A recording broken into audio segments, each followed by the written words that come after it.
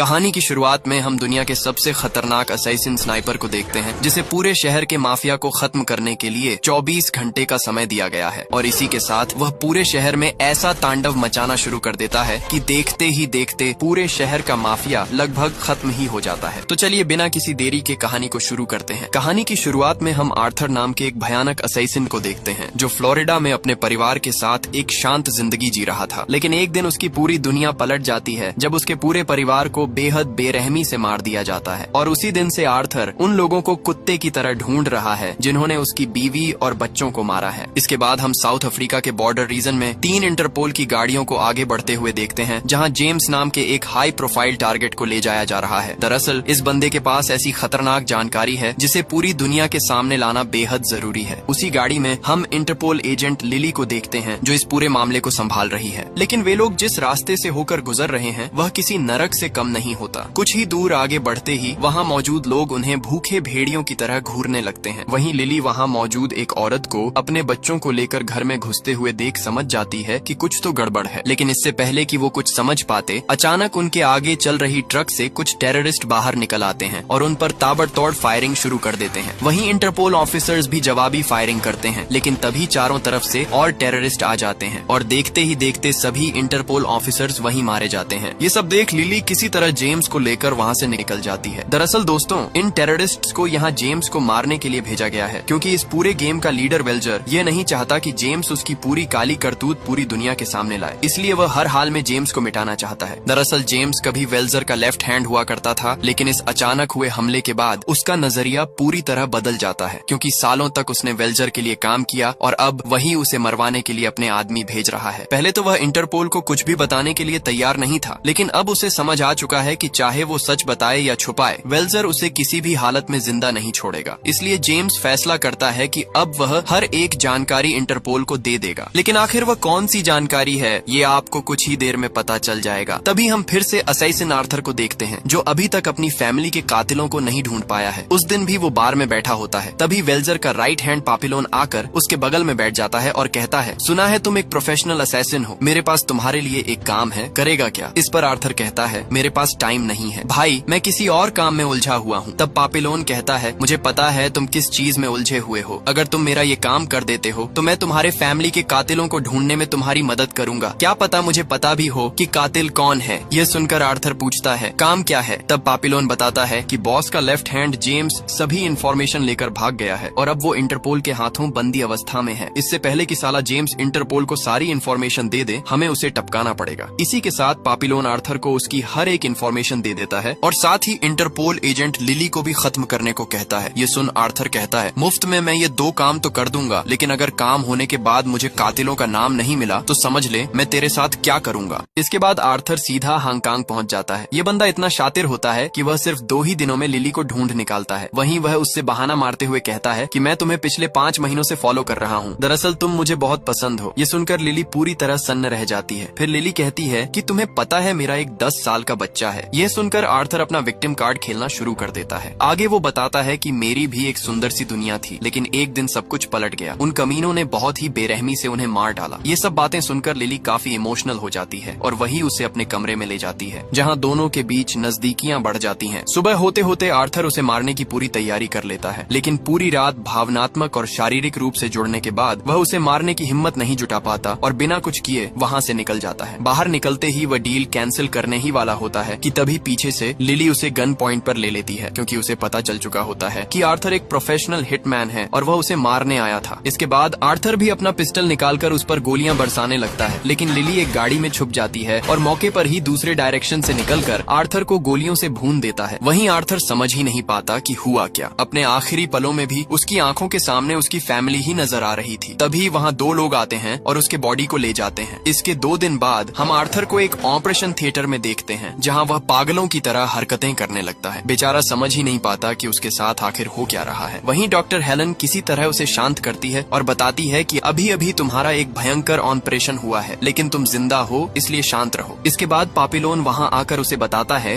कि तुझे वहाँ भेजा गया था उसे मारने के लिए। अब समझ आया ना, दुश्मन को बिना मारे पीछे छोड़कर आना कितना डेंजरस होता है। तेरे छाती पर उसने गोली ठोक कर तुझे टपका दिया था, लेकिन मैंने तुझे दोबारा जिंदा किया है। ये सुन आर्थर मन ही मन सोचता है कि साला कौन सा नशा करके आया है रे? सुबह सुबह बोलता है मेरे को दोबारा जिंदा किया है। वहीं आगे पापिलोन बताता है कि यही है इस कंपनी का खासियत, हम किसी भी मरे हुए आदमी को जिंदा कर सकते हैं और हम उन्हीं को जिंदा करते हैं जो हमारे काम के हैं। तो बता, इंटरपोल के फोन से जेम्स का क्या इन्फॉर्मेशन मिला? अभी वे लोग जेम्स को कहाँ रखे हुए हैं? तभी इस गेम का मास्टरमाइंड वेल्जर वहाँ आ जाता है और उसे साफ साफ कह देता है, सुन बेटा, तेरे को जिंदा करने के लिए 10 करोड़ का इंजेक्शन डाला गया है, तो साफ साफ बता दे कि उस फोन से क्या इन्फॉर्मेशन मिला तुझे। वहीं आगे से आर्थर कहता है, मुझे कुछ भी नहीं पता, फोन में कोई भी जरूरी इन्फॉर्मेशन नहीं मिली। ये सुनकर बूढ़ा कहता है, तो तू जिंदा क्यों है? पापिलोन, मार दे इसे। तभी पापिलोन डॉक्टर हेलन से उसे पॉइजनस इंजेक्शन देने को कहता है, लेकिन जैसे ही हेलन इंजेक्शन लगाने जाती है, आर्थर उसे धक्का दे देता है और एक चाकू उठाकर वहाँ मौजूद गार्ड्स को भयंकर तरीके से काटने लगता है। ये सब देख डॉक्टर हेलन काफी ज्यादा डर जाती है और वहाँ से भागने लगती है, लेकिन मौके पर ही आर्थर उसे पकड़ लेता है और उससे पूछता है कि कौन सा ऑपरेशन किया है तुम लोगों ने मुझ पर। इस पर डॉक्टर बताती है कि यह वेल्जर का एक सीक्रेट ऑपरेशन है, जिससे हम किसी भी मरे हुए आदमी को 24 घंटे के लिए वापस जिंदा कर सकते हैं, लेकिन 24 घंटे पूरे होते ही तुम फिर से मर जाओगे। तभी आर्थर देखता है कि उसके हाथों में 24 घंटे का काउंटडाउन शुरू हो चुका है। इसके बाद वह हेलन को होस्टेज बना लेता है ताकि वहाँ से बाहर निकल सके। कुछ ही देर में वह सभी गार्ड्स को मार देता है और वहाँ से निकलते ही एक गाड़ी छीनकर सीधे इंटरपोल ऑफिस की ओर निकल पड़ता है। दूसरी तरफ हम इंटरपोल ऑफिस में लिली को देखते हैं, जो कि कुछ प्रेस रिपोर्टर्स को बुलाकर जेम्स का बयान ले रहे हैं ताकि जल्द से जल्द वेल्जर के ये सारे अजीबोगरीब काले काम दुनिया के सामने लाए जा सकें। वहीं आगे जेम्स बताता है कि वेल्जर एक साइको साइंटिस्ट है, वो लोगों को पहले जान से मारता है, उसके बाद उन्हीं लोगों को जिंदा करने के लिए एक्सपेरिमेंट चलाता है और इस एक्सपेरिमेंट के चक्कर में अब तक हजारों लोग मारे जा चुके हैं। जेम्स ये सारी इन्फॉर्मेशन दे ही रहा था कि तभी दूर से एक स्नाइपर रिपोर्टर को एक ही शॉट में उड़ा देता है और ऐसे ही करके वह वहाँ मौजूद सभी लोगों को उड़ाना शुरू कर देता है। ये सब देख लिली समझ जाती है कि जरूर ये स्नाइपर जेम्स को ही मारने आया है, इसलिए वो उसे सिर नीचे रखने को कहती है। दूसरी तरफ स्नाइपर लगातार शॉट चलाता ही जा रहा होता है। वहीं हम देखते हैं कि ये स्नाइपर और कोई नहीं बल्कि पापिलोन है। लिली तुरंत जेम्स को लेकर वहाँ से निकलने लगती है। वहीं नीचे से भी गार्ड आकर उन पर अंधाधुंध गोलियां बरसाने लगता है। लिली किसी तरह उन गार्ड्स को चकमा देकर बाहर चली आती है। बाहर भी उनके पीछे से 2 गार्ड उन पर गोलियां बरसाने ही वाले थे कि तभी मौके पर आर्थर अपनी गाड़ी लेकर आ जाता है। आर्थर को फिर से जिंदा देखकर लिली का तो होश ही उड़ जाता है। तभी आर्थर तुरंत दोनों को गाड़ी में बैठाकर वहाँ से निकल जाता है। वहीं रास्ते में भी पता नहीं कहां से गुंडे आकर उन पर गोलियां बरसाने लगते हैं और इसी गोलीबारी के चलते 2 पुलिस वैन भी उनके पीछे लग जाती है। वहीं लिली किसी तरह एक गार्ड को ऊपर भेजना शुरू कर देती है। तभी आर्थर भी उनकी गाड़ी को एक लॉरी से ठोककर एक्सीडेंट करवा देता है और इसी एक्सीडेंट में दोनों पुलिस वैन भी वहीं पलट जाती हैं। वहीं लिली देखती है कि सभी गार्ड्स मारे जा चुके हैं। वे तीनों शांति से आगे बढ़ ही रहे थे कि तभी पता नहीं कहां से जेम्स की छाती में एक बुलेट आकर लगती है और यह भयानक शॉट फ्लाईओवर के ऊपर से पापिलोन ने मारा है। कुछ दूर आगे जाते ही वह लोग जेम्स को बचाने की कोशिश करते हैं, लेकिन अंततः जेम्स वहीं मारा जाता है। तभी लिली को जेम्स के हाथों में एक मेमोरी कार्ड मिलता है, जो कि उसने कैमरा से निकाल लिया था। वहीं लिली आर्थर से पूछती है कि मैंने तो तुम्हें मार दिया था, तो तुम फिर से कैसे जिंदा हो गए? आगे से आर्थर उसे सब कुछ बता देता है कि पिछले कुछ दिनों से उसके साथ क्या क्या हो रहा है और यह भी बताता है कि उसके पास बस 13 घंटा बचा हुआ है और इन्हीं 13 घंटों में उसे कुछ लोगों को टपकाना है। पहला, जिसने उनके परिवारों को मारा, और दूसरा, रेड माउंटेन कंपनी का लीडर वेल्जर।